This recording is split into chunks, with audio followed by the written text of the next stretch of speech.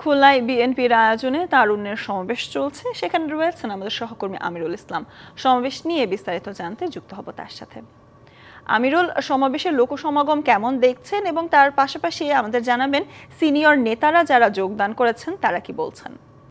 একেবারে বলা যায় যে খুলনা সমাবেশে কেন্দ্র করে খুলনা বিভাগের যে দুটি বিভাগ রয়েছে, দুটি বিভাগের যে মহানগর এবং জেলাগুলি রয়েছে, সেই জেলাগুলিতে যে স্বেচ্ছাসেবক দল, যুব দল এবং ছাত্র দলের নেতা যারা রয়েছে তারা কিন্তু এই সমাবেশে যোগ দিয়েছে এবং বিকাল থেকে দেখেছি যে বিভিন্ন খণ্ড খণ্ড মিছিল সহকারে এখানে আসছে এবং এখানটায় এসে কিন্তু সমাবেশের স্থলে যোগ দিচ্ছেন এবং কথা বলার আশা রয়েছেন এখানটার আয়োজক।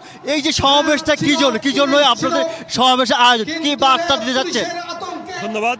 আমরা একটি বার্তা দিতে চাই, আগামী বাংলা সবে তরুণদের বাংলাদেশ, আগামী বাংলা সবে তরুণদের অধিকার আদায়ের বাংলাদেশ, আগামী বাংলা সবে সমগ্র তরুণ সমাজের স্বপ্নের Bangladesh.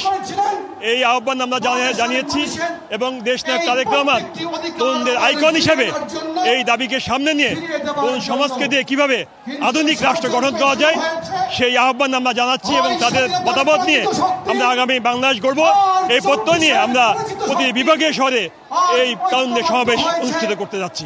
একনল hand wash 100% paraben free, তাই নিরাপদ হাতের জন্য আস্থা রাখুন একনলে। ধন্যবাদ। আপনাকে এখানে রয়েছে যে কৃষিবিদ সাইমুজা, আপনাকে জানেন আসলে বাগেরহাটে যে সমাবেশের স্থলে আসছেন, কেমন ঢল দেখছেন নেতাকর্মীদের? আপনি দেখেছেন খুলনা বিভাগ এবং বরিশাল বিভাগের লক্ষ লক্ষ তরুণ আজকের এই সমাবেশে। তরুণদের শুধু রাজনৈতিক অধিকার প্রতিষ্ঠার সমাবেশ নয়, এটা তরুণদের উদ্যোগে সারা বাংলাদেশের গণমানুষের রাজনৈতিক অধিকার প্রতিষ্ঠার এই সমাবেশ। এই সমাবেশ শহীদ রাষ্ট্রপতি জিয়াউর রহমান, দেশনেত্রী বেগম খালেদা জিয়ার আগামীর অহংকার বাংলাদেশের গণতন্ত্র প্রতিষ্ঠার আমাদের অগ্রদূত জনাব তারেক রহমানের সমাবেশ। লক্ষ জনতা সার্কিট হাউস ময়দানকে ছড়িয়ে এই শহর জনসমুদ্রে পরিণত হয়েছে।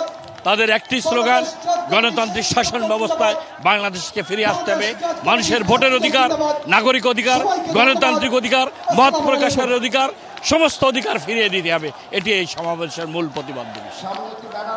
ধন্যবাদ আপনাকে। এবং এখানটায় যে নেতা করে রয়েছে উৎসাহ উদ্দীপনার কোনো কমজোরি বলা যায় এবং খুলনা বিভাগ থেকে যেমন এসেছেন, বিভাগের 10টি জেলা, একটি মহানগর যেমন এসেছে, অনুরূপভাবে যে বরিশাল বিভাগ এবং জেলা থেকে নেতা করে জড়ো হয়েছেন এবং সমাবেশ থেকে যে প্রধান অতিথি যে বার্তা দিবে সেই বার্তা নিয়ে কিন্তু নেতাকর্মী ফিরবেন এবং সেই নির্দেশনা বাস্তবায়ন করে। এটাই ছিল সর্বশেষ অবস্থা। সহকর্মী আমিরুল আমাদের জানাচ্ছিলেন খুলনা থেকে তারুণ্যের সমাবেশ নিয়ে।